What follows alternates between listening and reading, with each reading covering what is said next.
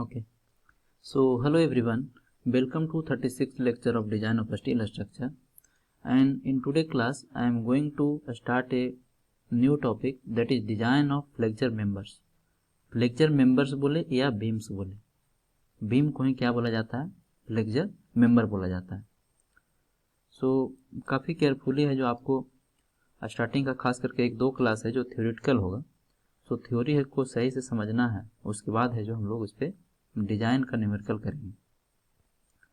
So let us start the today session.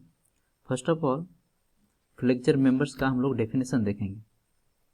So any member which transfer the load mainly through the bending.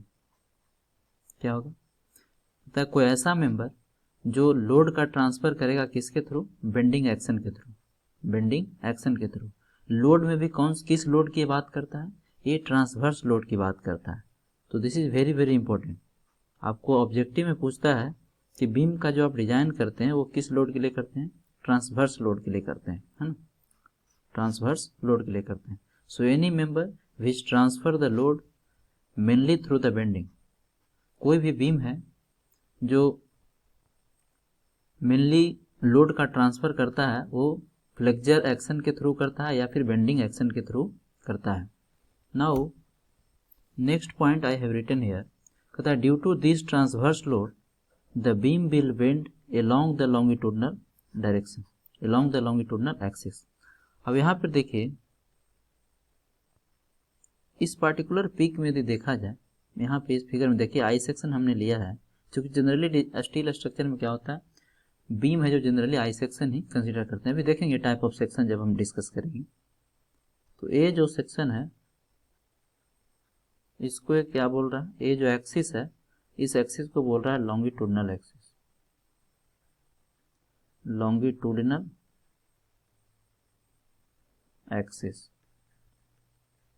इस axis को बोला गया longitudinal axis. अब देखिए यहाँ पे टाइप्स ऑफ लोडिंग जो आया है वो कौन सा लोडिंग है? ट्रांसवर्स लोडिंग है. ट्रांसवर्स लोडिंग है. तो यदि हम ट्रांसवर्स लोडिंग इस बीम पे दिखाना चाहें तो क्या होगा? जो आपका वर्टिकल लोडिंग होगा, ये जो वर्टिकल लोडिंग आएगा इस पे, ये सब क्या होगा? इसी को बोल रहे हैं ट्रांसवर्स लोडिंग.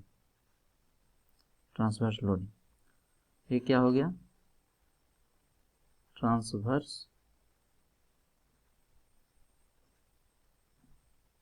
लोड. ये हो गया ट्रांसवर्स लोड. ठीक है. तो ये लॉन्गिट्यूडनल एक्सिस का क्या है? परपेंडिकुलर है. लॉन्गिट्यूडनल एक्सिस का क्या है? परपेंडिकुलर है. अब देखिए आप बोलेंगे कि सर यदि हम लोड साइड से लगाते हैं, यदि लोड हम साइड से लगाते हैं तो ये भी तो लॉन्गिट्यूडनल एक्सिस के परपेंडिकुलर है. ये भी तो लॉन्गिट्यूडनल एक्सिस के परपेंडिकुलर है. तो साइड से यदि आप लोड लगाएंगे तो इसको बोलते हैं लैटरल लोड. क्या बोलते हैं इसको?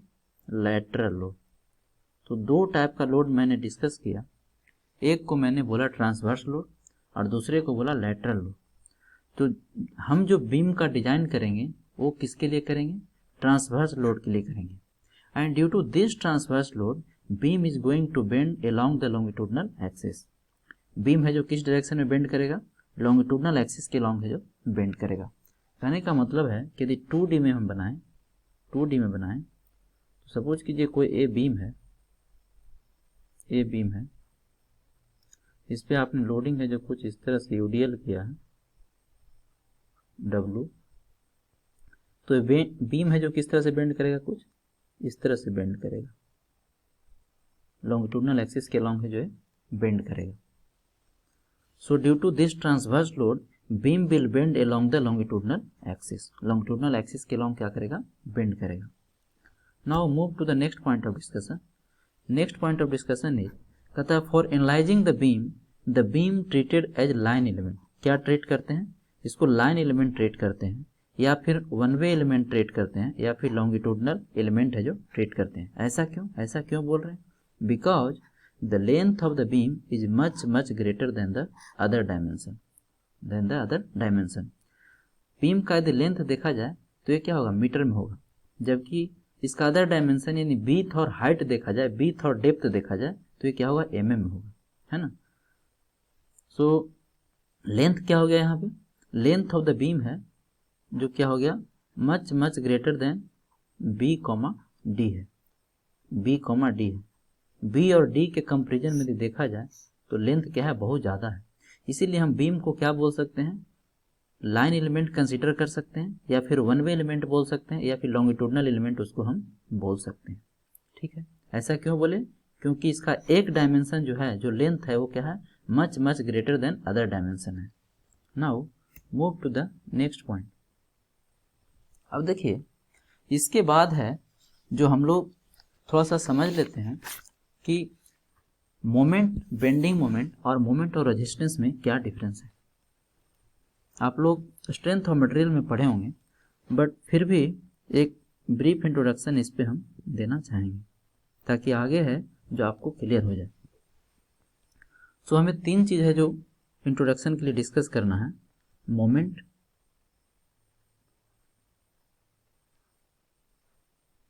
क्योंकि बहुत सारे स्टूडेंट को क्या है कि ये तीनों सेम ही दिखता है ना, सेम ही उसको दिखता है। Moment, second one is bending moment,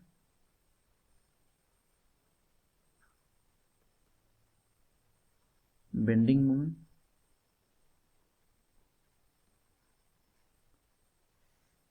and third one is moment of resistance, moment of resistance. ये आरसीसी में पढ़ना है इसके बारे में, moment of resistance. Strength of material में भी पढ़े होंगे मोमेंट ऑफ रेजिस्टेंस। सपोज कीजिए कि एक बीम है, ये क्या है, एक बीम है जिस पे लोड लग रहा है यूडीएल, इस पे लोड लग रहा है डब्ल्यू। तो इसके कारण यदि आप बेंडिंग मोमेंट डायग्राम बनाएंगे तो क्या होगा, कुछ एक पैराबोलिक होता है ना, क्या होगा, पैराबोलिक होगा। और इस पे मैक्सिमम मोमेंट कितना आता है, मैक्सिमम मोमेंट है जो सेंटर पे होता है कितना, WL²/8, WL²/8, L है जो लेंथ ऑफ द बीम है। ठीक है, अब देखिए यदि हम मोमेंट की बात करते हैं, वन बाय वन करके इसको क्लियर करेंगे। यदि मोमेंट की बात करते हैं तो मोमेंट क्या होता है, मोमेंट को यदि हम m लिखें, मोमेंट को यदि हम m लिखें तो मोमेंट क्या होता है, force into lever arm, force into lever arm, lever arm. और लीवर आर्म को क्या बोलते हैं, परपेंडिकुलर डिस्टेंस में बोलते हैं, परपेंडिकुलर डिस्टेंस भी इसको बोला जाता है लीवर आर्म को। यानी फोर्स इंटू परपेंडिकुलर डिस्टेंस क्या देगा, मोमेंट देगा। ठीक, अब सपोज कीजिए कि लोड है जो P है तो, और डिस्टेंस है जो x है, लीवर आर्म है जो x है, तो मोमेंट को क्या लिखेंगे, P इंटू एक्स लिखेंगे, P इंटू एक्स लिखेंगे। इसका मतलब ये हुआ, सपोज कीजिए कि हमें सेम मोमेंट के लिए दो कंडीशन अप्लाई करना है। मोमेंट हमें सेम अचीव करना है, सेम मोमेंट हमें अचीव करना है। यदि आप फोर्स की वैल्यू को बढ़ाते हैं तो लीवर आर्म की वैल्यू को क्या करना पड़ेगा, घटाना पड़ेगा, है ना। या फिर दूसरा ये कर सकते हैं कि यदि फोर्स कम लगाना चाहते हैं तो एक्स का वैल्यू को क्या कर दीजिए, बढ़ा दीजिए, एक्स की वैल्यू को क्या करिए, बढ़ा दीजिए, है ना। यानी सेम मोमेंट लाने के लिए, सेम मोमेंट m यदि लाना है, ठीक है, तो कभी क्या कर सकते हैं आप, फोर्स की वैल्यू को आप बढ़ा रहे हैं यदि, ठीक है, तो एक्स का वैल्यू को घटाना पड़ेगा। यदि फोर्स का वैल्यू कम कर रहे हैं तो एक्स का वैल्यू को बढ़ाना पड़ेगा। ठीक है, तो आपको एक लाइन ही याद रखना है बस, कि जो मोमेंट होता है क्या होता है, फोर्स इंटू लीवर आर्म होता है। अब देखिए यदि बेंडिंग मोमेंट की बात करते हैं तो बेंडिंग मोमेंट क्या होगा, जैसे किसी पार्टिकुलर सेक्शन पे, सपोज कीजिए कि इस सेक्शन पे आपको बेंडिंग मोमेंट निकालना है, इस सेक्शन पे आपको बेंडिंग मोमेंट निकालना है। यहाँ से जो रिएक्शन है सपोज कीजिए RA लग रहा है और यहाँ से RB लग रहा है। ठीक है, तो यदि MXX निकालना है, bending moment at any section, suppose कीजिए XX पे निकालना है, तो अब क्या करेंगे, RB इंटू एक्स, ये डिस्टेंस मान लेते हैं x, ए डिस्टेंस मान लेते हैं एक्स, तो R B into X minus W into X total load हो गया, और सेक्शन से इसका कितना डिस्टेंस पे लगेगा, एक्स बाई टू पे। तो ये क्या हो गया आपका bending moment at any section, bending moment at any section.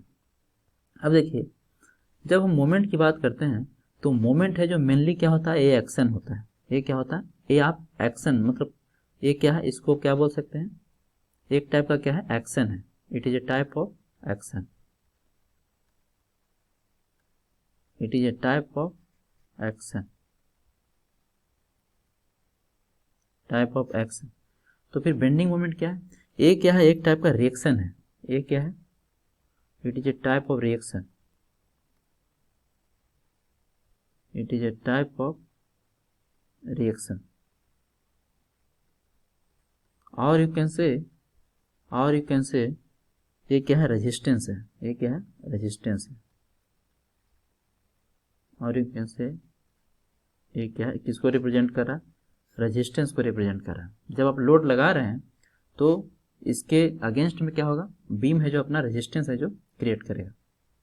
अब देखिए फिर मोमेंट ऑफ रेजिस्टेंस क्या है, नाम से ही पता चलता है। मोमेंट ऑफ रेजिस्टेंस क्या है, ए है जो मैक्सिमम मोमेंट को रिप्रेजेंट करेगा। ये किसको रिप्रेजेंट करेगा, मैक्सिमम मोमेंट को रिप्रेजेंट करेगा। सो मोमेंट ऑफ रेजिस्टेंस क्या हो गया, मैक्सिमम बेंडिंग मोमेंट। अगर लिखना चाहें तो क्या लिखेंगे, maximum bending moment at any cross section, maximum bending moment at any cross section is moment of resistance. Short में लिखेंगे M is moment of resistance. मतलब मैक्सिमम बेंडिंग मोमेंट को क्या बोल रहा है, मोमेंट ऑफ रेजिस्टेंस। और यू कैन से, और क्या लिख सकते हैं, और लिख सकते हैं इट इज मैक्सिमम रेजिस्टेंस भी लिख सकते हैं, it is maximum resistance, maximum resistance है ना। So maximum bending moment at any section को हम क्या बोल रहे हैं, मोमेंट ऑफ रेजिस्टेंस बोल रहे हैं। जैसे इस केस में हमारा क्या है, डब्ल्यू एल स्क्वायर बाई 8 है ना। अगर मोमेंट ऑफ रेजिस्टेंस इस बीम का निकालें तो इस बीम का जो मैक्सिमम मोमेंट ऑफ रेजिस्टेंस क्या होगा, डब्ल्यू एल स्क्वायर बाई 8। मतलब इससे यदि आप लोड लगाते हैं, इससे ज़्यादा मोमेंट लगाते हैं तो क्या होगा, फेल हो जाएगा। ये क्या हो जाएगा, फेल हो जाएगा। अब आगे बढ़िए। अब देखिए हमें डिफरेंट टाइप का है जो बीम के बारे में पढ़ना है। डिफरेंट टाइप का बीम के बारे में हम लोग क्या करना है, पढ़ना है। वन बाय वन करके इसको हम लोग डिस्कस करेंगे, वन बाय वन करके इसको है जो हम लोग डिस्कस करेंगे। सो फोकस कीजिए। यहाँ से आपका ऑब्जेक्टिव क्वेश्चन है जो बहुत आता है। ये सारा है जो एक तरह से ऑब्जेक्टिव क्वेश्चन है। सो बीम का है जो अलग अलग नाम से है जो जाना जाता है। किसी भी बीम को अलग अलग नाम से जाना जाता है। वो किस पे डिपेंड करता है, वो डिपेंड करता है कि आप स्ट्रक्चर में उसको यूज कैसे किए हैं। कोई भी स्ट्रक्चर में उसको आप कैसे यूज किए हैं, इस बात पे डिपेंड करेगा। ठीक है, तो सबसे पहला जो हम डिस्कस करने जा रहे हैं वो जॉइस्ट है ना। मतलब जॉइस्ट क्या होता है, so joist are the horizontal structure. हम सबका फिगर भी अभी देखेंगे वन बाय वन करके। जॉइस्ट क्या है, joist are the horizontal structure, structural member used in the building. तो आपको मेनली याद रखना है कि जॉइस्ट कहाँ पे यूज होता है, बिल्डिंग में यूज होता है। ये अंडरलाइन करने वाली बात है ना। जॉइस्ट है जो कहाँ यूज होता है, बिल्डिंग में यूज होता है। So joist are the horizontal structure, मतलब एक टाइप का बीम ही होता है। जॉइस्ट भी एक टाइप का क्या होता है, बीम ही होता है, जो कहाँ यूज करते हैं, बिल्डिंग में यूज करते हैं। Next one is gutter. Gutter क्या होता है, कहता है gutter A large beam supporting a number of joist, supporting a number of joist is called gutter. मतलब गर्डर पे क्या होगा, ये नंबर ऑफ जॉइस्ट है जो सपोर्ट करेगा। सपोज कीजिए ए गर्डर है, ए गर्डर है, तो जॉइस्ट है जो इसके परपेंडिकुलर में होगा, जॉइस्ट इसके क्या होगा, परपेंडिकुलर में होगा। ठीक है, और एक ये सब जॉइस्ट है किस पे सपोर्टेड है, गर्डर पे सपोर्टेड है, गर्डर पे सपोर्टेड है। चलिए इसको मैं डिफरेंट दूसरे कलर से इसको दिखाता हूँ। ये जो ब्लू कलर है, ये ब्लू कलर है, ये है क्या, गर्डर। और ये जो रेड कलर है ये सब क्या है, जॉइस्ट है, जॉइस्ट है। तो तो जॉइस्ट किस पे सपोर्टेड होगा? जॉइस्ट सपोर्टेड होगा गर्डर पे। So a large beam supporting a number of joist is called girder. ये जनरली कहाँ यूज होते हैं गर्डर? जनरली ब्रिज वगैरह में यूज करते हैं ना, बिल्डिंग में भी यूज करते हैं। Third one is lintel. Third क्या है आपका? लिंटल है। कहता है बीम्स ओवर विंडो और डोर। ये तो आप देखे होंगे, आप अपने अपने घरों में ध्यान से देखिए, आप अपने घरों में यदि सही से ऑब्जर्व किए हों तो इसको आप जरूर देखे होंगे लिंटल को। लिंटल ये भी क्या है? एक टाइप का बीम है। सो बीम्स ओवर विंडो और door opening that support wall weight coming from the above. अब इसको समझ लेते हैं। देखिए सपोज कीजिए कि ये वॉल है, ये क्या है? वॉल है, और आपने इसमें क्या है? यहाँ पे विंडो है जो आपने प्रोवाइड किया, यहाँ पे क्या प्रोवाइड किया? विंडो प्रोवाइड किया। अब देखिए इसके ऊपर का जो बेट है, इसके ऊपर का जो बेट है, यही क्या हुआ? इसके ऊपर अगर ध्यान से देखें तो यहाँ पे आप क्या प्रोवाइड करते हैं? लिंटल प्रोवाइड करते हैं। यहाँ पे क्या प्रोवाइड करते हैं आप? लिंटल प्रोवाइड करते हैं। अब इसके ऊपर का जो भी बेट है, इसके ऊपर का जो भी बेट है, ये सब जो बेट है, ये सब ये किसके ऊपर आएगा? लिंटल के ऊपर। तो ये आपका लिंटल हो गया। ये क्या हो गया? लिंटल हो गया। और ये क्या हो गया? ओपनिंग हो गया। ओपनिंग में कुछ भी हो सकता है, विंडो हो सकता है, डोर हो सकता है, ये ओपनिंग हो गया। सो लिंटल हम लोग समझ लिए हैं। Now next point of discussion is purlins. Purlins क्या होता है? कहता है beam which carry the roof load, इसको अंडरलाइन करना, रूफ लोड को, in the trusses are called purlins. तो पर्लिन्स कहाँ पे यूज होगा? ट्रस में यूज होगा। कहाँ पे यूज होगा? रूफ ट्रस में जो पर्लिन्स यूज करते हैं हम लोग। जब रूफ ट्रस पढ़ेंगे वहाँ पे पर्लिन्स का डिजाइन भी हम लोग पढ़ेंगे। Next one is rafter. इसके बारे में आप लोग पहले से जानते हैं। So a roof beam usually supported by purlin, है ना। पर्लिन जिसको सपोर्ट प्रोवाइड करता है उसी को क्या बोलते हैं? राफ्टर बोलते हैं। A roof beam usually supported by purlin, उसको क्या बोलेंगे हम लोग? राफ्टर बोलते हैं। नेक्स्ट वन इज गट, GIRT, गट। A horizontal beam spanning the column of the industrial building used to support the walls और कॉलम इज कॉल्ड गट्स। जैसे यहाँ पे आप देख सकते हैं, अभी नेक्स्ट देखेंगे, इसका फिगर देखेंगे गट्स का तो ज़्यादा समझ में आएगा। फिलहाल आपको समझना है क्या है? एक टाइप का हॉरिजॉन्टल बीम है जो क्या होगा? दो कॉलम पे सपोर्टेड होगा। और ये कहाँ पे यूज होता है? इंडस्ट्रियल बिल्डिंग में। ये कहाँ पे यूज होता है? इंडस्ट्रियल बिल्डिंग में यूज करते हैं। Next one is spandrel beam.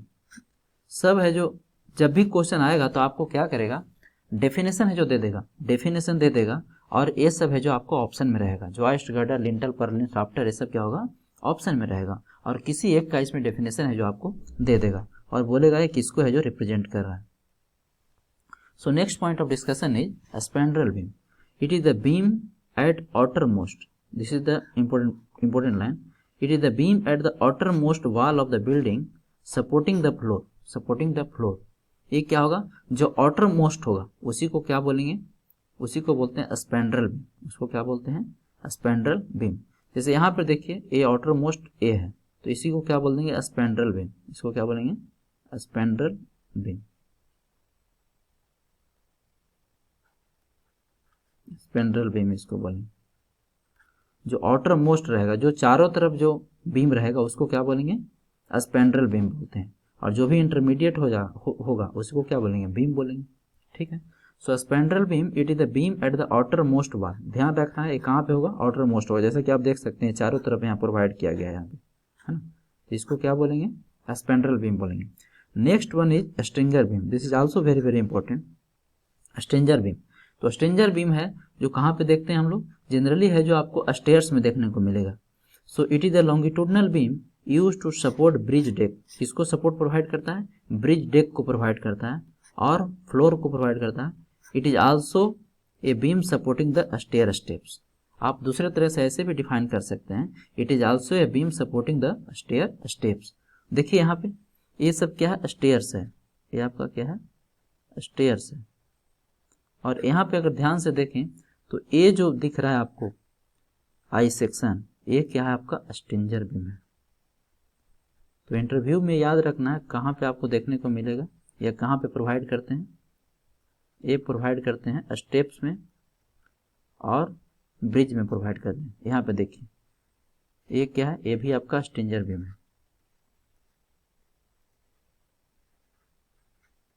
स्ट्रिंजर beam यहाँ पे देख सकते हैं।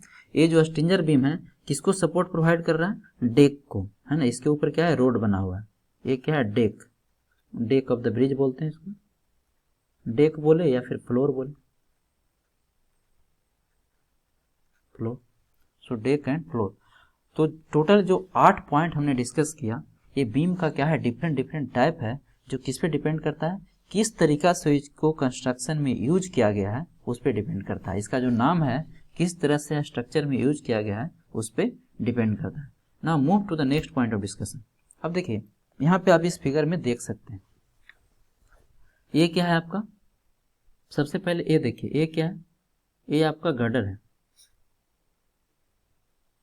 ये है गर्डर। अब देखिए गर्डर किसको प्रोवाइड कर रहा है, गर्डर सपोर्ट प्रोवाइड करता है किसको, परलेंस को, तो ये आपका परलेंस हो गया। सॉरी, जॉइस्ट को, किसको प्रोवाइड करता है, जॉइस्ट को। तो ये सब जो दिख रहा है आपको, ये सब क्या है, जॉइस्ट है। ये सब जो दिख रहा है ये सब क्या है, जॉइस्ट है ना। अब देखिए परलेंस को देखिए ध्यान से, ये आपका क्या है, परलेंस है। ये जो दिख रहा है आपका, इसको क्या बोलते हैं, परलेंस बोलते हैं। और ये जो इंक्लाइंड मेंबर है, ये जो इंक्लाइंड मेंबर है, ए वाला, ये जो इंक्लाइंड मेंबर है, इसी को क्या बोला गया है, राफ्टर बोला गया है। और इसको क्या बोला गया है, परलेंस बोला गया है। इसको परलेंस बोला गया है ना। सो परलेंस किसको सपोर्ट प्रोवाइड करता है, परलेंस सपोर्ट प्रोवाइड करता है किसको, परलेंस है जो आपको सपोर्ट प्रोवाइड करता है राफ्टर को। किसको प्रोवाइड करता है, राफ्टर को। Purlins provide the support of rafter. अब जो टॉप बीम है इसको बोलते हैं रिज बोर्ड। इसको क्या बोलते हैं, रिज बोर्ड बोलते हैं। तो ये फिगर आप है जो ड्रा कर सकते हैं। Now move to the next point of discussion, type of section used as a beam. Type of section used as a beam. अब देखिए यहाँ से आपको 4 मार्क्स और 2 मार्क्स में type of section used as a beam है जो लिखने के लिए एग्जाम में आता है। So generally type of section की जब बात करते हैं तो मेनली है जो हम आई सेक्शन यूज करते हैं। क्या यूज करते हैं, आई सेक्शन यूज करते हैं। लेकिन इसके अलावा चैनल सेक्शन, आपका एंगल सेक्शन, ये सब भी यूज किया जा सकता है, लेकिन वो लाइट लोड के लिए करते हैं। किसके लिए करते हैं, वो लाइट लोड के लिए करते हैं। सो मेनली फर्स्ट यदि देखा जाए तो क्या होगा, आई सेक्शन होगा, आई सेक्शन होगा। ये आपका क्या होगा, मोस्टली यही यूज करते हैं, मोस्टली है जो आपका यही यूज में लाते हैं। मोस्टली यूज सेक्शन है जो आपका क्या है, आई सेक्शन है। सेकंड है जो आपका चैनल सेक्शन है, चैनल सेक्शन, चैनल सेक्शन। सो ए है जो जनरली लाइट लोड के लिए करते हैं। किसके लिए यूज में लाते हैं, फॉर लाइट लोड। जहां भी स्ट्रक्चर में यदि लाइट लोड आ रहा है तो वहां पे चैनल सेक्शन यूज करते हैं। अब देखिए आई सेक्शन को यदि फर्दर यदि हम कैटेगराइज करें, आई सेक्शन को यदि फर्दर कैटेगराइज करें हम, तो इसको फर्दर डिवाइड कर सकते हैं आपका rolled I section, rolled I section,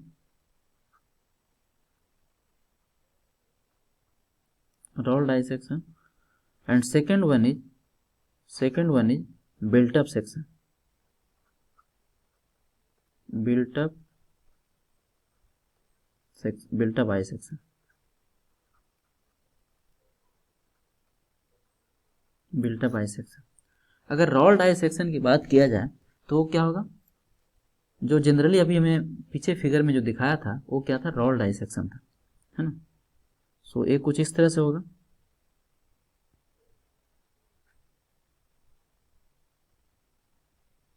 इस तरह से कुछ होगा।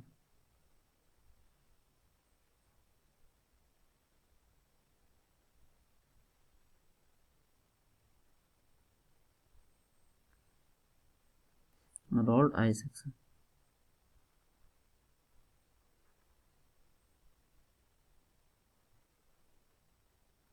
ये हो गया rolled I section.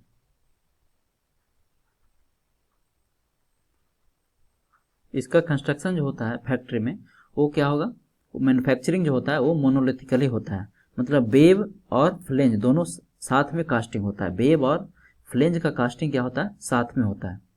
Rolled I section, rolled I section. और क्या कर सकते हैं, ऐसा भी कर सकते हैं कि फ्लेंज को आप अलग बनाएं और वेब को अलग बनाएं और फिर दोनों को क्या कर दें, एक दूसरे से कनेक्ट कर दें। फ्लेंज को क्या करें, अलग कंस्ट्रक्ट करें, मैन्युफैक्चर करें, और वेब का अलग मैन्युफैक्चर करें, उसके बाद क्या करें, दोनों का कनेक्शन कर दें। दोनों का कनेक्शन कर रहे हैं किसके हेल्प से, वेल्डिंग के हेल्प से। यहाँ पे आप वेल्डिंग कर सकते हैं। तो ये भी क्या हो गया, एक टाइप का आई सेक्शन बीम बन गया, है ना, आई सेक्शन बीम बन गया। ठीक है, तो ये आपका बिल्टअप हो गया, किस में आएगा, बिल्टअप बीम में हो जाएगा। सेकेंड थिंग आप ऐसा कर सकते हैं कि वेब से क्या करें, आप एंगल सेक्शन को कनेक्ट कर दें। वेब से क्या करें, आप एंगल सेक्शन को कनेक्ट करें, तो भी क्या होगा, आपका आई सेक्शन का फॉर्मेशन होगा। देखिए कैसे,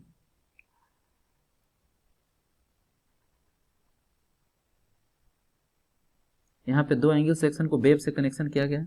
ठीक है, बोल्ट के द्वारा या रिवेट के द्वारा यहाँ पे आप कनेक्शन कर सकते हैं। सिंपली इधर भी इस तरह से आप कर सकते हैं, इधर भी आप कनेक्शन इस तरह से कर सकते हैं। यहाँ पे आप रिवेट या बोल्ट है जो लगा सकते हैं। तो ये दोनों जो सेक्शन हुआ, ये क्या हो गया, बिल्टअप सेक्शन। ये हो गया आपका बिल्टअप आई सेक्शन।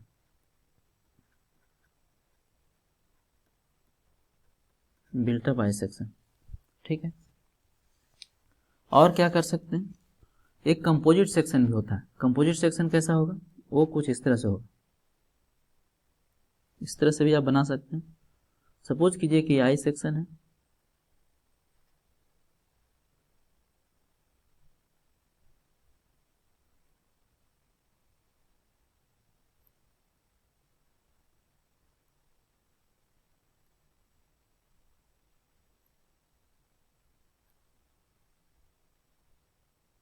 ये आई सेक्शन है। इसके ऊपर आपने क्या किया, एक कवर प्लेट लगा दिया। एक क्या किया, कवर प्लेट है जो इसके ऊपर है जो आपने लगा दिया इस तरह से।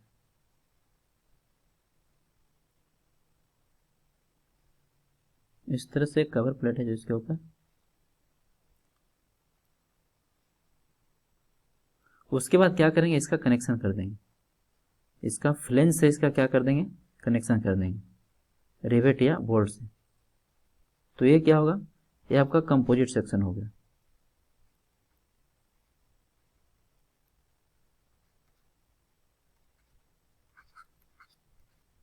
Composite section. नेक्स्ट देखिए, नेक्स्ट आप क्या कर सकते हैं, नेक्स्ट ऐसा भी कर सकते हैं कि आई सेक्शन के ऊपर आप चैनल सेक्शन है जो रख सकते हैं। ये आई सेक्शन है,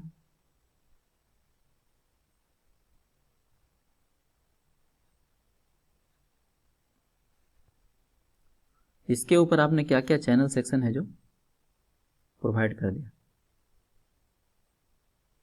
चैनल सेक्शन इसके ऊपर आपने प्रोवाइड कर दिया।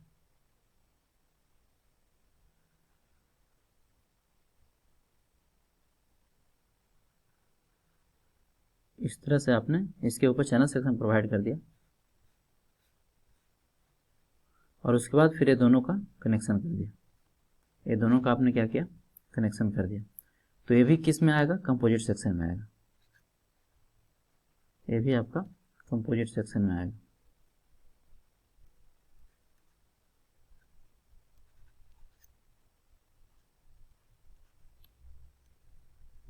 कंपोजिट सेक्शन आएगा। अब देखिए, ये जो यहाँ पे दिख रहा है ये बहुत इंपॉर्टेंट है, इसको मैं डिस्कस करता हूँ, इस पर थोड़ा सा आप ध्यान दीजिए। इसको बोलते हैं कैस्टेलेटेड बीम। क्या बोलते हैं, पहले नाम बताते हैं। इसको बोला जाता है कैस्टिलेटेड बीम।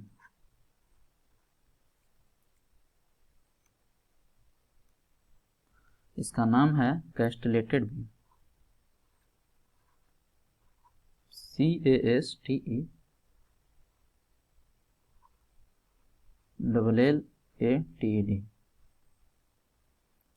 कैस्टिलेटेड beam, कैस्टिलेटेड beam. अब देखिए इसमें करते क्या है, सबसे पहले आई सेक्शन लेते हैं। एक क्या है आपका नॉर्मल आई सेक्शन है। उसके बाद क्या करते हैं, इसका वेब में कटिंग लगाते हैं। जैसा यहाँ पे आप देख सकते हैं, आई सेक्शन आपने लिया, उसके बाद क्या होगा, वेब में इस पे कटिंग लगाएंगे।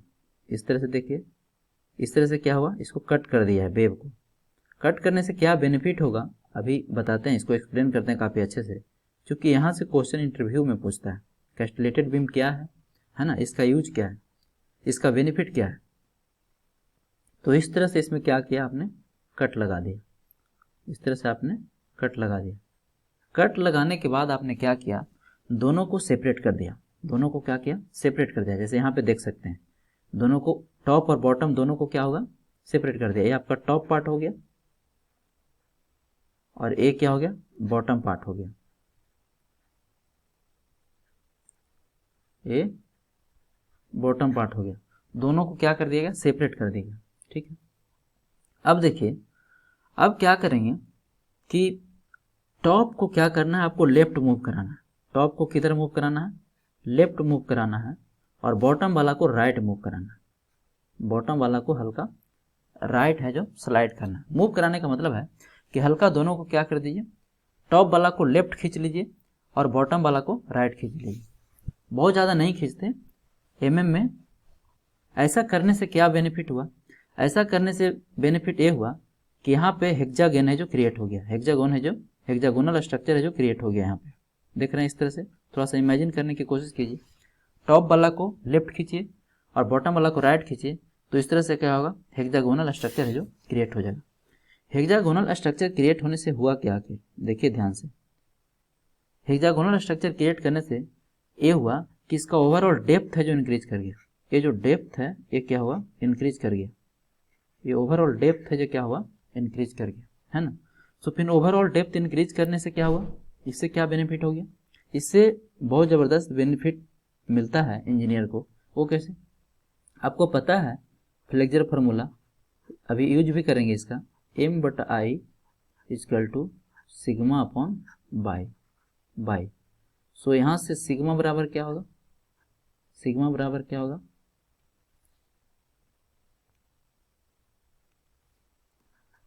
यहाँ से यदि सिग्मा का वैल्यू हम निकालें तो सिग्मा बराबर क्या हो जाएगा, M/I इंटू बाई। अब देखिए, चूंकि डेप्थ है जो इंक्रीज कर गया है तो आई का वैल्यू क्या हो जाएगा, बढ़ जाएगा। और डेप्थ को इंक्रीज करने से, क्योंकि आई निकालेंगे तो क्या निकालेंगे, BDQ/12। आई डेप्थ का वैल्यू इंक्रीज होने से आई क्या हो गया, इंक्रीज हो गया। डेप्थ बढ़ने से आपका क्या हो गया, मोमेंट ऑफ इनर्शिया है जो इंक्रीज कर गया। मोमेंट ऑफ इनर्शिया है जो इंक्रीज कर गया। अब इस मोमेंट ऑफ इनर्शिया इंक्रीज करने से क्या होगा, स्ट्रेस है जो डिक्रीज कर गया। स्ट्रेस है जो डिक्रीज कर गया, है ना, स्ट्रेस है जो डिक्रीज कर गया। तो यही बेनिफिट होता है आपका। मतलब अब क्या होगा, लोड कैरिंग कैपेसिटी है जो इसका इंक्रीज हो जाएगा। लोड कैरिंग कैपेसिटी है जो क्या हो जाएगा, इसका इंक्रीज हो जाएगा। क्योंकि आप जो स्ट्रेस इसमें जो रिड्यूस हो रहा था कम लोड पे, वो अब ज़्यादा लोड पे क्या होगा, इसमें इंट्रोड्यूस होगा, है ना। ज़्यादा लोड पे क्या होगा, इंट्रोड्यूस होगा। सो ये इसका क्या है, बेनिफिट है। ये इसका क्या है, बेनिफिट है। अब देखिए, तो ये टाइप ऑफ सेक्शन हुआ, है ना। रॉड सेक्शन हो गया, बिल्टअप सेक्शन हो गया, कंपोजिट सेक्शन हो गया और कैस्टिलेटेड बीम हो गया। Now move to the next one. Next point of discussion is modes of failure criteria for design. कौन कौन सा ऐसा क्राइटेरिया है जिसमें आपका बीम है जो फेल करेगा। सो अब हम लोग देखेंगे मोड्स ऑफ फेल्यूर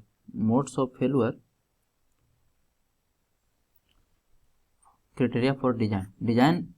डिजाइन जब हम करते हैं बीम का, तो कौन कौन सा ऐसा केस है जिसमें बीम है जो फेल हो सकता है। So first failure I am going to consider is bending failure. सबसे पहला जो हम लोग देखने जा रहे हैं वो किसके बारे में देखने जा रहे हैं, बेंडिंग फेलुअर। मतलब बीम है जो किसमें फेल कर सकता है, बेंडिंग के कारण है जो फेल कर सकता है ना।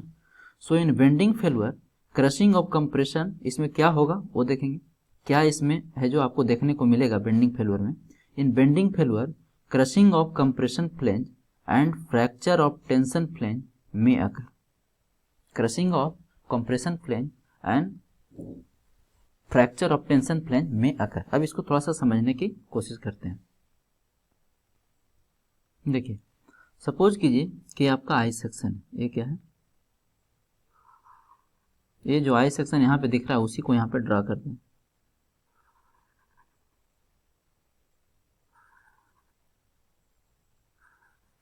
ये है जो आई सेक्शन है, साइड से देखेंगे तो ऐसा ही दिखेगा।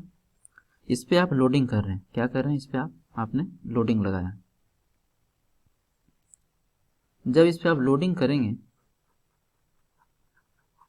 तो इसके कारण क्या होगा, इसमें बेंडिंग डेवलप होगा, इसमें क्या होगा, बेंडिंग मोमेंट डेवलप होगा। अब इसके बेंडिंग के कारण क्या होगा, बीम का नेचर कुछ इस तरह से डिफ्लेक्ट होगा, इस तरह से कुछ है जो ये बेंड होगा।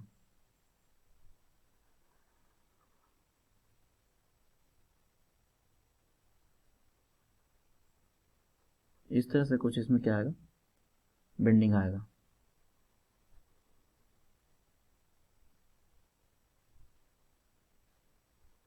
इस तरह से कुछ बेंड करेगा। यहाँ पे सपोर्ट मान लीजिए ए एंड बी है, ए एंड बी क्या है, सपोर्ट है, सपोर्ट अभी भी रहेगा।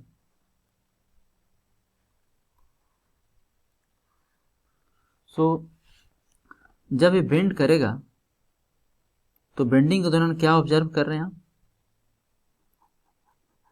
इस बेंडिंग के दौरान आप ऑब्जर्व कर सकते हैं कि जो आपका टॉप फ्लेंज है, जो टॉप फ्लेंज है उसमें क्या होगा, कंप्रेशन होगा। ये सपोज कीजिए न्यूट्रल एक्सिस है। न्यूट्रल एक्सिस वह एक्सिस होता है जहाँ पे कोई भी स्ट्रेस नहीं होता है ना, स्ट्रेस क्या होता है, जीरो होता है। सो यहाँ पे टॉप पे क्या होगा, कंप्रेशन होगा, बॉटम पे क्या होगा, टेंशन होगा। अगर अभी भी नहीं समझ में आता है तो ध्यान से देखिए थे, ये आपका एक बीम है, क्या है, बीम है।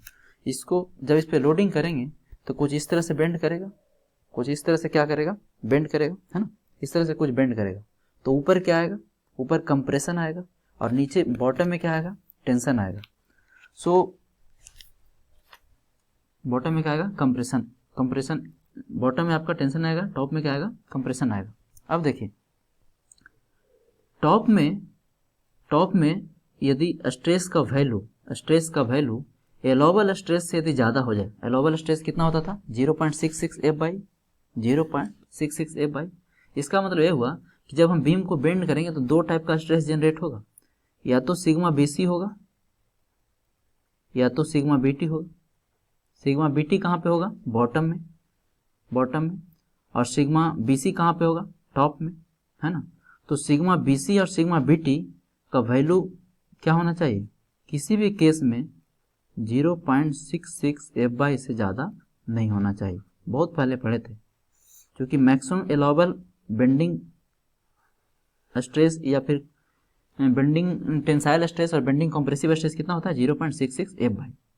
तो इस फाइबर पे यहाँ पे स्ट्रेस का वैल्यू क्या होना चाहिए, 0.66 F/, से कम होना चाहिए, है ना। और यहाँ पे क्या होना चाहिए, 0.66 F/, से यहाँ भी कम होना चाहिए। लेकिन क्या होगा यदि सिग्मा BC और सिग्मा BT का वैल्यू 0.66 F/, से ज़्यादा हो जाए, 0.66 F/, से क्या हो जाए, ज़्यादा हो जाए, तब क्या होगा, तब आपका जो टॉप फ्लेंज है यहाँ पे क्या हो जाएगा, आपको क्रश हो जाएगा। यहाँ पर का जो फेल्योर होगा वो क्या होगा, क्रश हो जाएगा। इसको हम लोग नामकरण करेंगे क्रशिंग फेल्योर।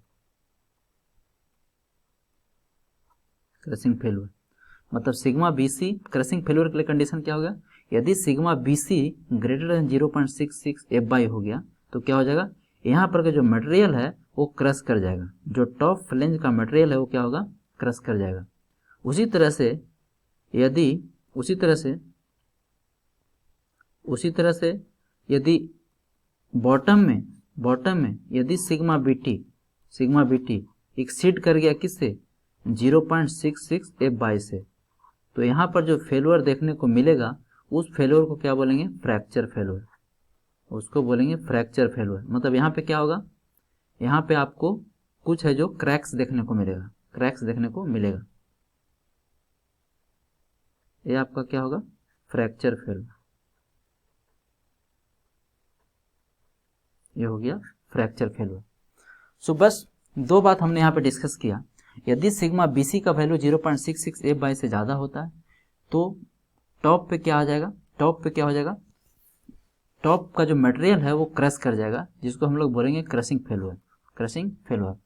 और यदि सिग्मा बीटी का वैल्यू 0.66 F/y से ज़्यादा हो गया तो क्या हो जाएगा, यहाँ पर है जो आपको क्रैक्स देखने को मिलेगा, और इस फेल्योर को बोलते हैं फ्रैक्चर फेल्योर।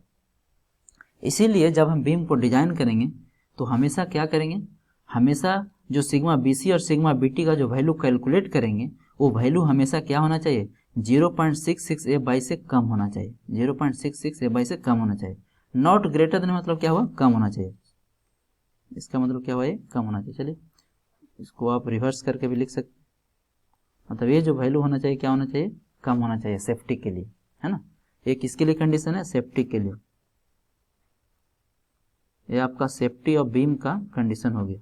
अभी सब है जो डिटेल में हम लोग देखने वाले हैं, सेफ्टी और बीम का क्या हो गया, कंडीशन हो गया, ठीक है। सेकंड थिंग देखिए, अब आप पूछेंगे कि सर फ्लेंज में ही क्यों फेलियर होगा, चाहे क्रशिंग हो रहा हो या फ्रैक्चर हो रहा हो, लेकिन ओवरऑल कौन अफेक्टेड हो रहा है, फ्लेंज अफेक्टेड हो रहा है। कौन अफेक्टेड हो रहा है, फ्लेंज अफेक्टेड हो रहा है। इसी को क्या बोलते हैं, फ्लेंज बोलते हैं ना, फ्लेंज है जो अफेक्टेड हो रहा है। ऐसा क्यों, ऐसा इसलिए कि जब हम लोडिंग करते हैं तो लोडिंग है जो आपका डायरेक्ट कॉन्टैक्ट, फ्लेंज के डायरेक्ट कॉन्टैक्ट में होता है।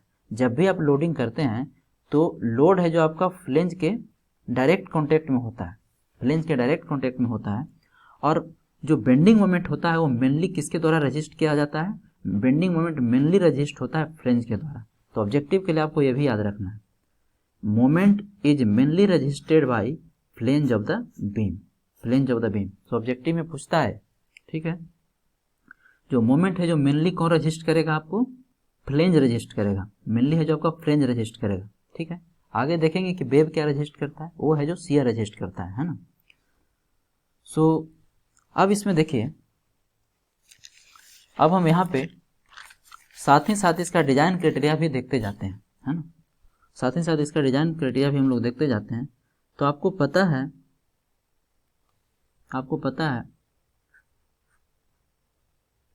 From flexor formula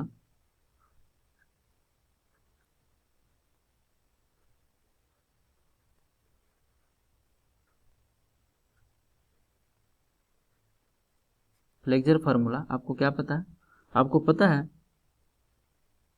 M/I equal to sigma upon y is equal to E/R। ये आप स्ट्रेंथ ऑफ मटेरियल में पढ़े होंगे जब आप बेंडिंग स्ट्रेस पढ़ रहे होंगे, फ्लेक्सर स्ट्रेस पढ़ रहे होंगे, है ना, ठीक है। सो यहाँ से इस फार्मूला से यदि हम M निकालना चाहें, मोमेंट निकालना चाहें, तो मोमेंट का वैल्यू क्या होगा, sigma into I upon y होगा, sigma into I upon y होगा, ठीक है। और I अपॉन बाई को बोलते हैं सेक्शन मॉडुलस, आप लोगों को तो पता है I अपॉन बाई को क्या बोलते हैं, सेक्शन मॉडुलस, जिसको Z से रिप्रेजेंट करते हैं। किसे रिप्रेजेंट करते हैं, Z से रिप्रेजेंट करते हैं।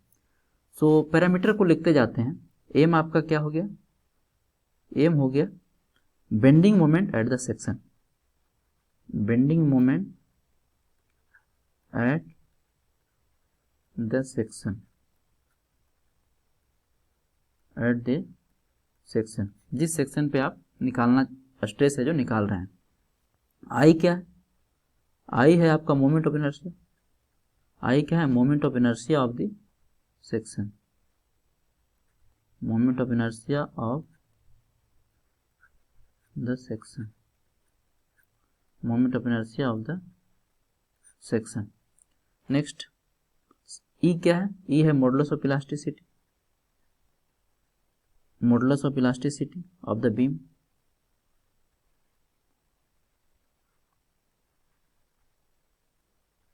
Modulus of elasticity of the beam, modulus of elasticity of the beam, of the beam. Next आपका है सिग्मा। सिग्मा क्या है? सिग्मा है आपका bending stress, bending stress.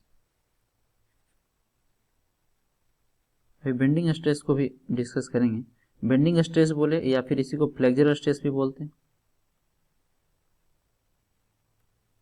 Flexure stress. Bending stress बोले या फ्लेक्चर स्ट्रेस बोले। स्ट्रेस एट एनी लेयर, कहाँ पे? ये तो लिखना पड़ेगा, at any layer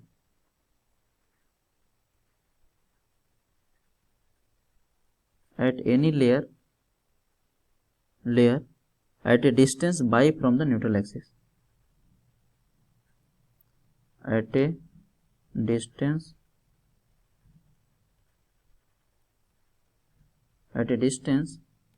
by from the neutral axis, at a distance by from the neutral axis।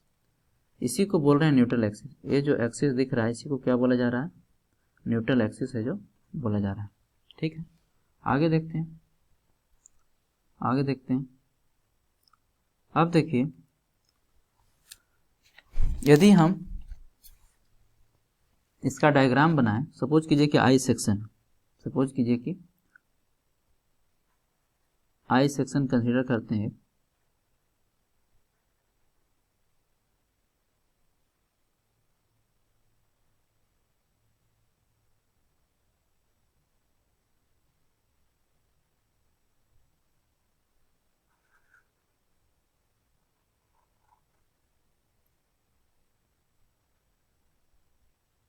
I section है, ठीक है। अब यहाँ पे यदि हम इसको बेंडिंग स्ट्रेस का डायग्राम बनाएं, यदि बेंडिंग स्ट्रेस का हम डायग्राम बनाना चाहें तो आप यहाँ पे ड्रॉ कर सकते हैं। बेंडिंग स्ट्रेस का जो वेरिएशन होता है वो क्या होता है? लीनियर होगा। वो क्या होगा? लीनियर होगा। क्यों? क्योंकि देखिए m upon I equal to sigma upon y. So sigma बराबर क्या हो जाएगा? m upon I into y. तो क्या देख रहे हैं? ये कुछ इस तरह से है, बाई बराबर एम एक्स है ना, बाई बराबर एम एक्स। मतलब किसके साथ वेरी कर रहा है? ये क्या है? लीनियर को रिप्रेजेंट कर रहा है। अगर इसका हम वेरिएशन बनाए तो कुछ इस तरह से होगा, कुछ इस तरह से होगा। टॉप में क्या होगा? टॉप में तो कंप्रेशन होगा, टॉप में आपका कंप्रेशन होगा। ये न्यूट्रल एक्सिस मान लेते हैं, ये आपका क्या है? न्यूट्रल एक्सिस है।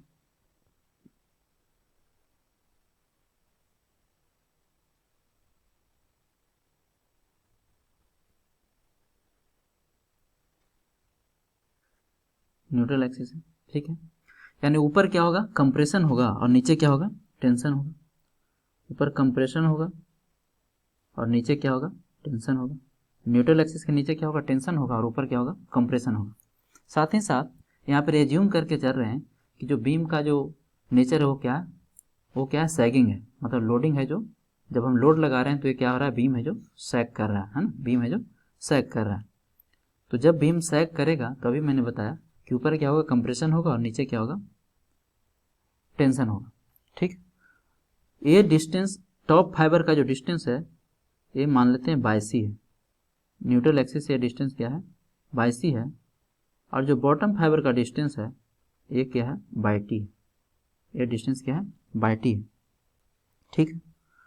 तो सिग्मा बीसी, सिग्मा बीसी यदि निकालना चाहें बेंडिंग कंप्रेसिव स्ट्रेस तो क्या लिखेंगे? m upon I into by के जगह पे क्या हो जाएगा, बाई सी हो जाएगा, बाई पे क्या हो जाएगा, बाई सी हो जाएगा। उसी तरह से यदि सिग्मा बी टी निकालना चाहें टॉप बॉटम में तो क्या हो जाएगा, M upon I into y t हो जाएगा, है ना, इंटू बाई टी हो जाएगा, a y t distance from the bottom fiber. Y t क्या है, अभी लिख लेते हैं, y c and y t. Y c and y t ये क्या है, ये है distance of the compression and tension fiber, distance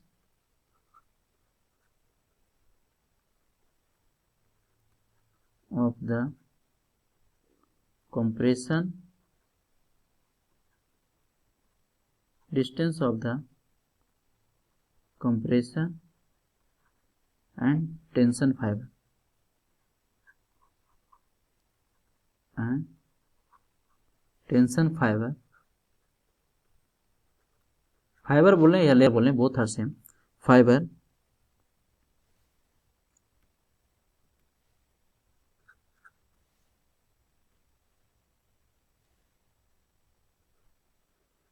fiber from neutral axis, from neutral axis. So distance of the compression and tension fiber from the neutral axis, क्या देख रहे हैं, ये आपका क्या है, टेंशन फाइबर है, और ये आपका क्या है, कंप्रेशन फाइबर है, तो दोनों का क्या है, डिस्टेंस है। अब देखिए हम चाहते हैं कि सिग्मा बीसी का जो वैल्यू हो और सिग्मा बीटी का वो सेक्शन मॉडुलस के फॉर्म में हो, सेक्शन मॉडुलस के फॉर्म में हो। तो यहाँ से आप क्या लिख सकते हैं, अगर लिखना चाहें तो लिख सकते हैं sigma B c equal to M upon I upon y c लिख सकते हैं, है ना, और आई अपॉन बाई क्या होता है, सेक्शन मॉडुलस होता है, तो एम अपॉन जेड सी भी लिख सकते हैं, इसको एम अपॉन जेड सी भी लिख सकते हैं। उसी तरह से सिग्मा बी टी क्या हो जाएगा, सिग्मा बी टी यदि लिखना चाहें तो M upon I upon y T लिख सकते हैं, सो एम अपॉन क्या हो जाएगा, जेड टी हो जाएगा, एम अपॉन क्या हो जाएगा, जेड टी हो जाएगा, है ना। तो सेक्शन मॉडुलस के फॉर्म में भी हम क्या करेंगे, फॉर्मूले को याद कर सकते हैं, फॉर्मूले को याद कर सकते हैं, है ना। अब देखिए ये जो सिग्मा बी सी है, सिग्मा बी टी है, तो आप कैलकुलेट करेंगे, एक आप कैलकुलेट करेंगे डिजाइनिंग के समय, इसीलिए इसको क्या बोलते हैं, कैलकुलेटेड बेंडिंग स्ट्रेस। ये क्या होगा, कैलकुलेटेड बेंडिंग स्ट्रेस, है ना। और आपको पता है कि फॉर सेफ्टी ऑफ बीम क्या होना चाहिए, फॉर सेफ्टी ऑफ बीम जो होना चाहिए, for safety of beam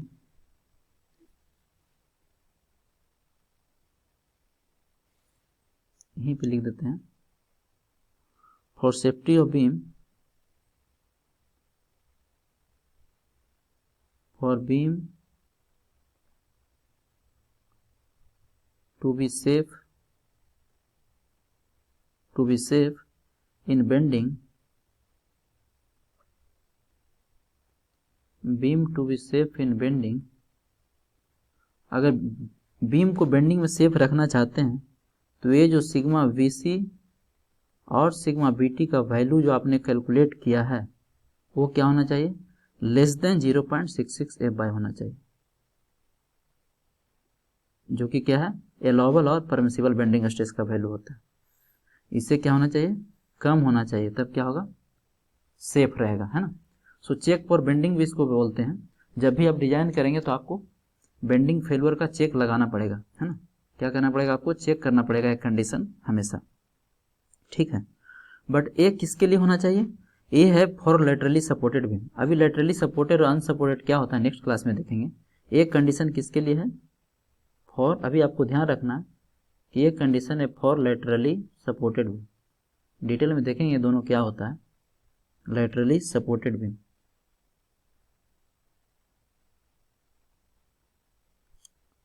laterally supported beam, ये लेटरली सपोर्टेड बीम के लिए। Second thing, sigma B C और सिग्मा बी टी ये लेस देन होना चाहिए 0.66 FCB into FY upon FCB के पावर n प्लस FY के पावर n होल के पावर 1/n। इसको क्या बोलते थे? इसको बोले थे रैंकिन मर्चेंट इक्वेशन। इसको क्या बोले थे? Rankine merchant equation. ये जो इक्वेशन है ये किसके लिए होना चाहिए? लेटरली अनसपोर्टेड के लिए। फॉर लेटरली अनसपोर्टेड का एक कंडीशन है, फॉर लेटरली अनसपोर्टेड बीम। ये क्या होता है सपोर्टेड अनसपोर्टेड? डिटेल में देखेंगे नेक्स्ट क्लास में। अनसपोर्टेड बीम के लिए एक कंडीशन, ठीक है। यहाँ पर F/y क्या है? यहाँ पर F/y आपका है यील्ड स्ट्रेस। F/y क्या है? F/y है yield stress.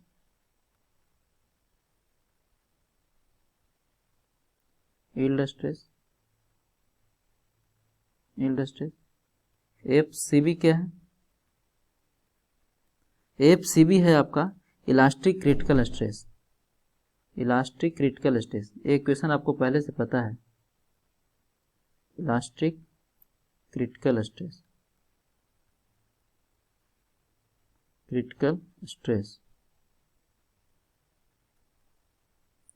Elastic critical stress. n तो फैक्टर था, n क्या है? फैक्टर है जिसका वैल्यू कितना लेते थे? जिसका वैल्यू लेते थे 1.4।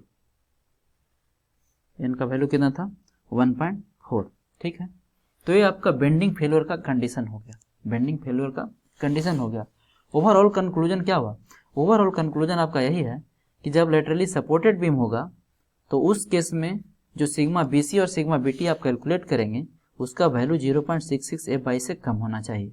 यदि लेटरली अनसपोर्टेड बीम है, जो कि आपको नहीं पढ़ना है, ए वाला है ना, इसका वैल्यू 0.66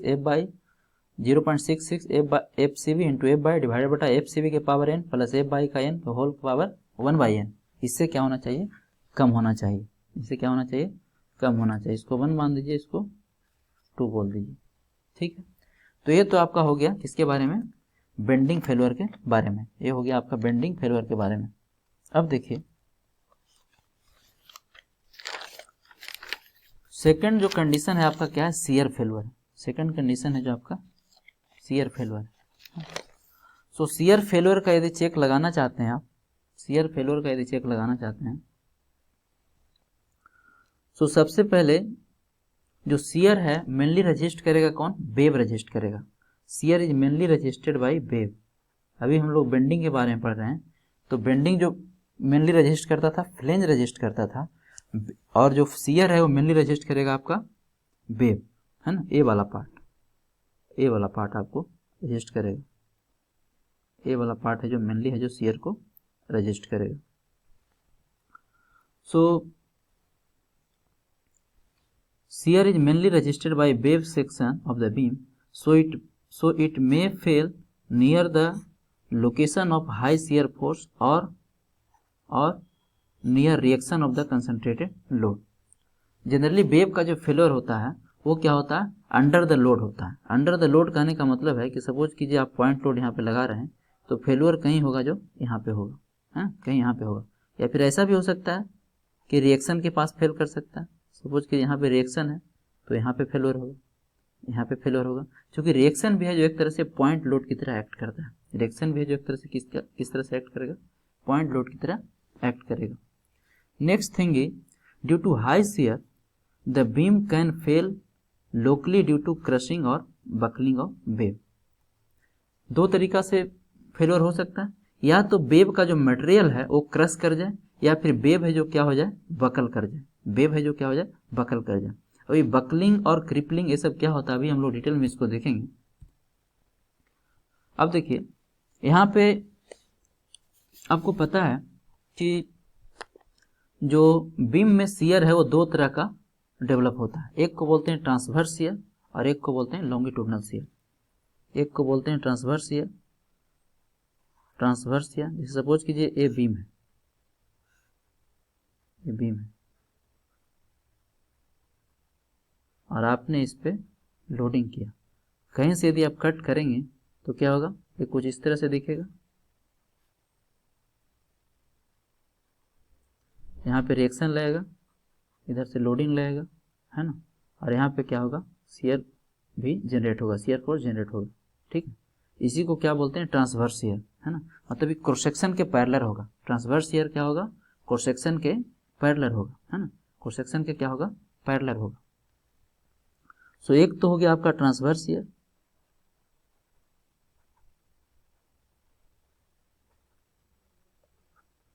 ट्रांसवर्स शियर बोलें या फिर इसी को वर्टिकल शियर भी बोला जाता है, इसी को भी वर्टिकल शियर भी बोल सकते हैं।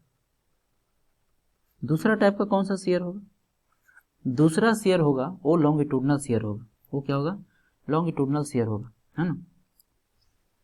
दूसरा जो शियर होगा वो क्या होगा, लॉन्गिट्यूडनल शियर होगा।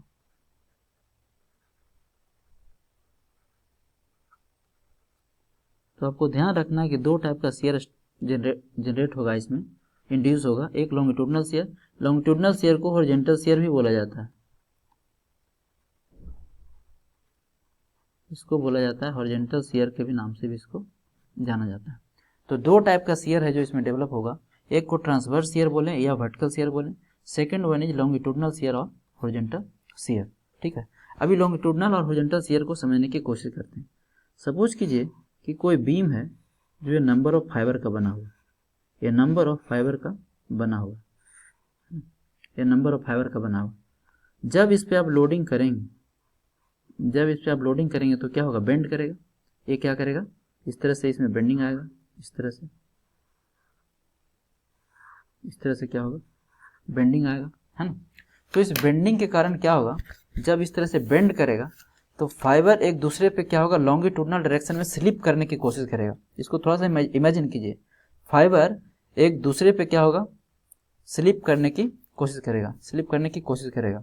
तो ये भी एक टाइप का क्या है, शियर स्ट्रेस ही है, ये भी एक टाइप का क्या है, शियर स्ट्रेस ही है ना। तो इसी को क्या बोला गया है, लॉन्गिट्यूडनल शियर और हॉरिजॉन्टल शियर। इसको क्या बोला गया है, लॉन्गिट्यूडनल शियर और हॉरिजॉन्टल शियर। अब देखिए, जब हम बीम का डिजाइन करेंगे तो हमें चेक फॉर शियर करना पड़ेगा, मतलब शियर का चेक लगाना पड़ेगा। शियर का क्या करना पड़ेगा, चेक लगाना पड़ेगा। आप lower class strength of material में आप पढ़े होंगे कि कोई यदि रेक्टेंगुलर बीम है, कोई यदि रेक्टेंगुलर बीम है, कोई यदि रेक्टेंगुलर बीम है, सपोज कीजिए बी और डी इसका डायमेंशन है और ये इसका न्यूट्रल एक्सिस है, तो इसमें जो शियर स्ट्रेस का वेरिएशन होता था वो कुछ इस तरह से होता था। शियर स्ट्रेस का वेरिएशन कुछ इस तरह से होता था। यहाँ पे मैक्सिमम होता था, यहाँ पे क्या होता था, टाउ मैक्सिमम होता था, टाउ मैक्सिमम होता था। लेकिन टाउ मैक्सिमम निकालना बहुत डिफिकल्ट है, तो हम लोग क्या करते थे, इसका एवरेज वैल्यू ले लेते थे। इसका एवरेज वैल्यू है जो ले लेते थे, इसको क्या बोलेंगे, टाउ एवरेज, और टाउ टाउ एवरेज इसको बोलेंगे। सेकेंड थिंग, जो टाउ मैक्सिमम का जो वैल्यू होता था, टाउ मैक्सिमम का जो वैल्यू होता था वो होता था 1.5 टाइम्स ऑफ टाउ एवरेज। तो ये आपको ऑब्जेक्टिव के लिए याद भी रखना।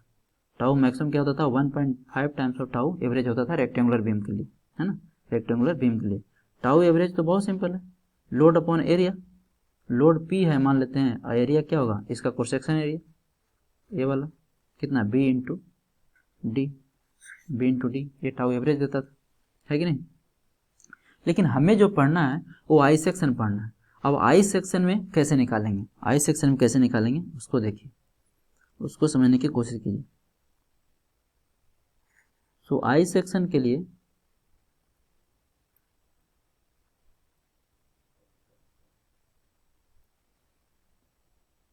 आई सेक्शन के लिए शियर है जो कैसे हम लोग निकालेंगे।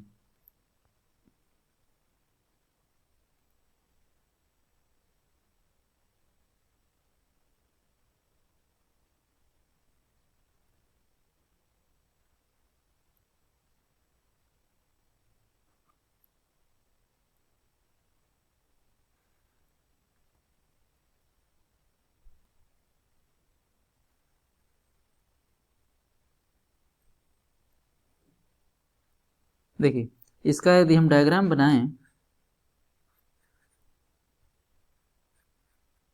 अगर इसका हम डायग्राम बनाएं तो कैसा बनेगा, शियर स्ट्रेस का वेरिएशन यदि हम दिखाना चाहें तो कुछ इस तरह से दिखा सकते हैं।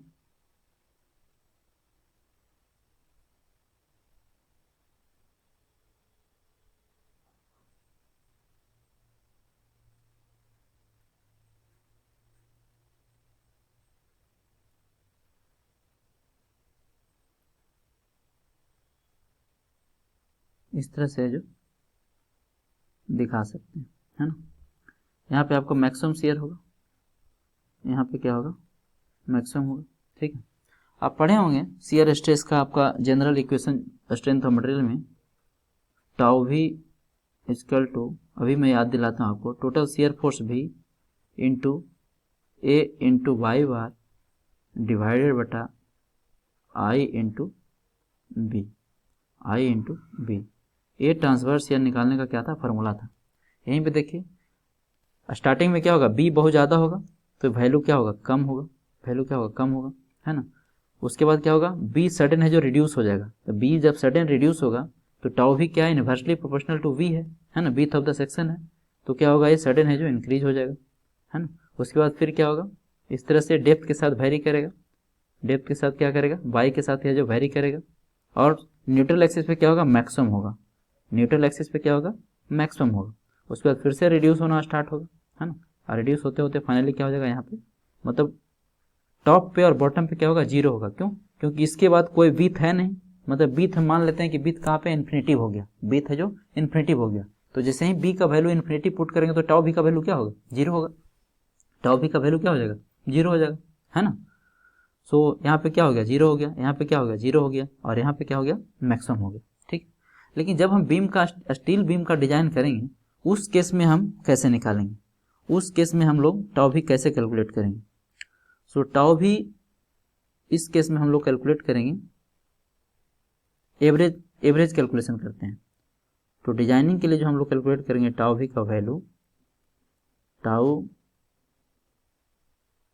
भी जो हम लोग कैलकुलेट करेंगे वो करेंगे load upon shear area, load upon shear area और वेव एरिया, मतलब shear force upon web area. इसको और सिंप्लीफाइड वे में लिखें तो हम लोग लिखेंगे shear force upon web area, shear force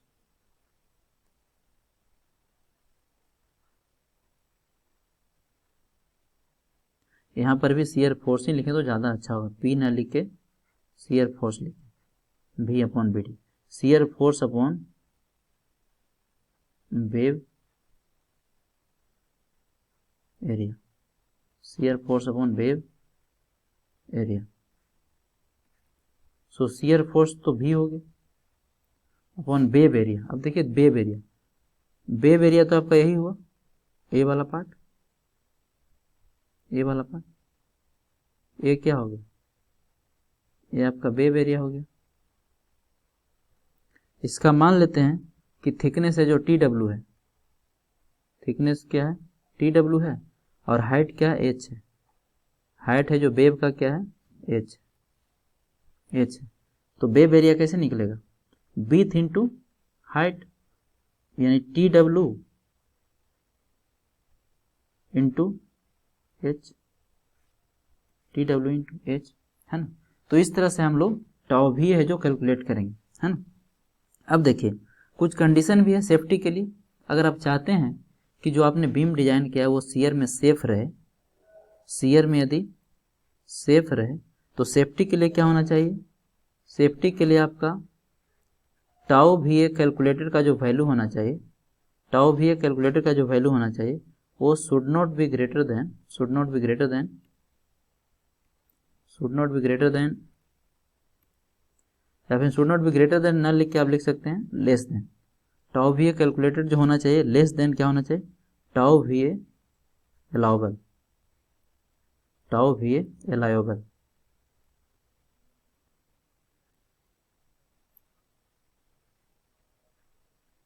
tau भी ए अलाउबल। और आपको तो पता है टाउ भी अलाउबल का वैल्यू कितना होता था, 0.40 F/, ये होता था, बहुत पहले पढ़े थे, है ना।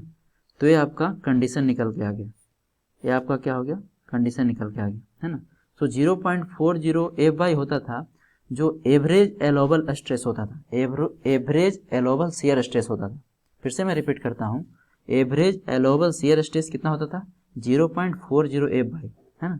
लेकिन यदि मैक्सिमम की बात करें, मतलब मैक्सिमम शियर स्ट्रेस की यदि बात करें, मैक्सिमम एलाउबल शियर स्ट्रेस की यदि बात करें, तो उसका वैल्यू आपको होता था 0.45 F/, 0.45 F/, होता था।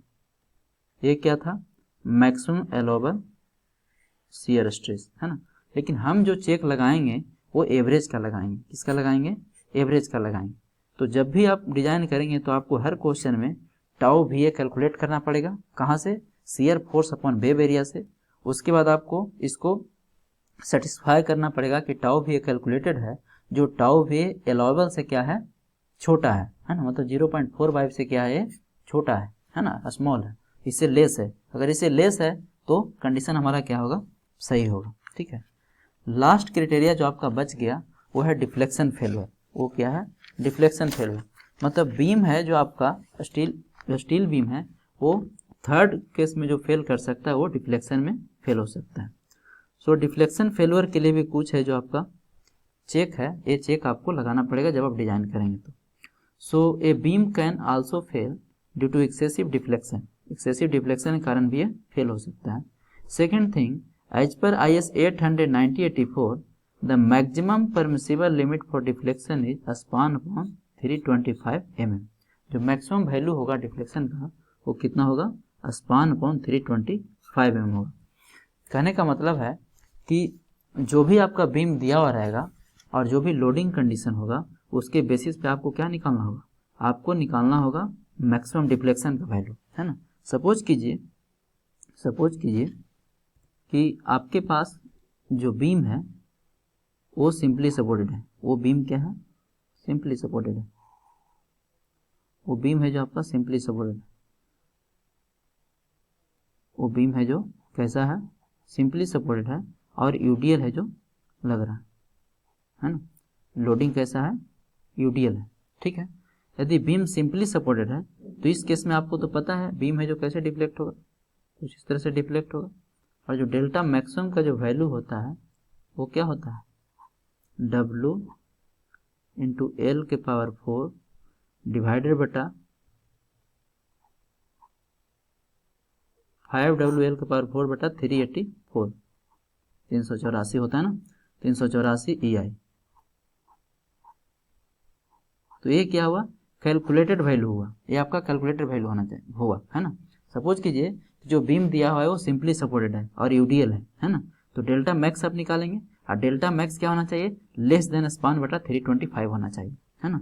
सेकंड, सपोज कीजिए कि आपका सिंपली सपोर्टेड है और पॉइंट लोड है, सिंपली सपोर्टेड तो है लेकिन कैसा है, पॉइंट लोड है, इस पर लोड कैसा लग रहा है, पॉइंट लोड लग रहा है।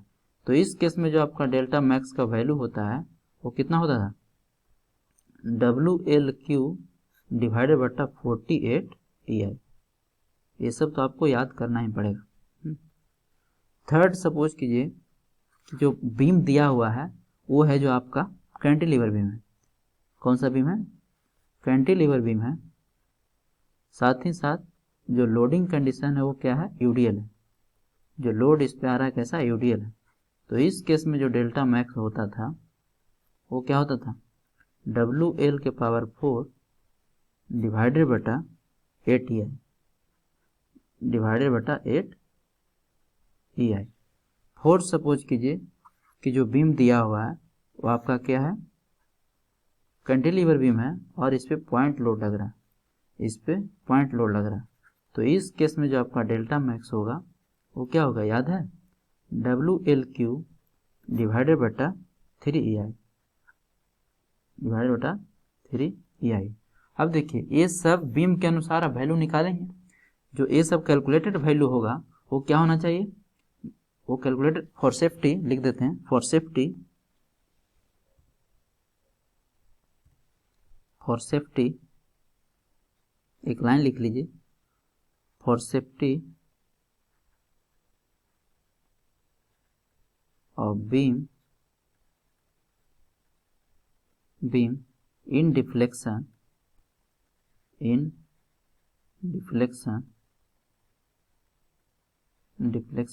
ये सब जो आपने वैल्यू कैलकुलेट किया है, जो डेल्टा मैक्सिमम आपने क्या किया है, कैलकुलेट किया है, वो क्या होना चाहिए, less than span y 325 mm। तो ये आपका कंडीशन हो गया, किसके लिए, डिफ्लेक्शन के लिए, है ना। ऑब्जेक्टिव में ये वाला बहुत पूछता भी है कि मैक्सिमम अलाउबल जो डिफ्लेक्शन है कितना है, स्पान अपॉन 325, स्पान अपॉन 325, न जाने कितने बार एग्जाम में पूछा है, ठीक है, मैं भी टेस्ट में दूंगा। सो safety of beam in deflection के लिए कंडीशन क्या हो गया, डेल्टा मैक्सिमम कैलकुलेटेड क्या होना चाहिए, लेस देन स्पान अपॉन 325 होना चाहिए। So other than bending, shear and deflection, beam may also fail due to local buckling of compression member, compression flange and wave crippling। so ये जो तीन ही condition है, main है जो आपका बेंडिंग हो सकता है, shear हो सकता है और डिफ्लेक्शन हो सकता है, लेकिन इसके अलावा भी बीम है जो आपका फेल हो सकता है, किसके कारण, local buckling of compression flange, compression flange में है जो आपका क्या हो जाए, लोकली है जो बकल कर जाए, या फिर वेब में भी लोकल बकलिंग कर जाए, या फिर वेव क्रिपलिंग हो जाए। अभी वेव बकलिंग और वेव क्रिपलिंग क्या होता है ये डिटेल में देखेंगे नेक्स्ट क्लास में, इसको हम लोग डिटेल में नेक्स्ट क्लास में है जो डिस्कस करेंगे, उसके बाद है जो इस पर हम लोग क्वेश्चन करेंगे। So this is all about today session, thank you for watching, all the best, जय हिंद। मिलते हैं नेक्स्ट क्लास में एक नए सेशन के साथ। सो इसको अच्छे से कंप्लीट कीजिए और रिवाइज कीजिए।